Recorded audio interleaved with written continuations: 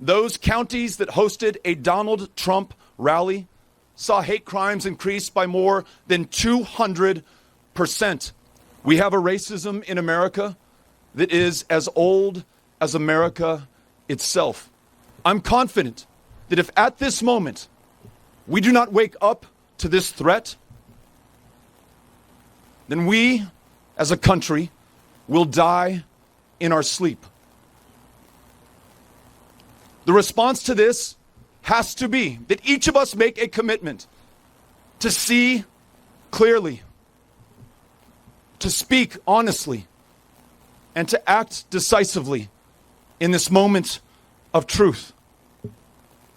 I, for one, see more clearly than ever an intolerance towards those who do not look like, or pray like, or love like, or speak like the majority in this country. That's part of our story, and we absolutely need to tell it, to face it, to acknowledge it, if we are ever going to change it. Proposing to ban all Muslims, all people of one religion, one faith, from the shores of a country that is comprised of people from the world over, from every walk of life, from every tradition of faith. It's hard to imagine that it's happening in America, but it is happening in America.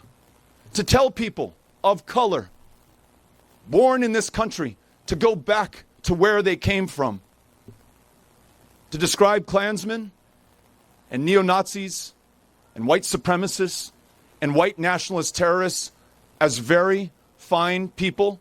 Someone in his maiden speech for the highest office in the land, the greatest position of power and public trust, who describes Mexican immigrants, though they commit crimes at a lower rate than those born in this country, as rapists and criminals, constantly warns through incessant repetition of invasions and infestations, and calls people human beings, and let's be clear, the most desperate and vulnerable human beings, fleeing the deadliest countries on the face of the planet, showing up here without a dime to their name, without any prospect of hope or advancement, except that they came here to this country of asylum seekers and refugees and immigrants, this country known by the Statue of Liberty. He calls them animals and predators and killers. You do not get kids in cages until you've given people permission to put them in cages by calling them animals and seeking to dehumanize them.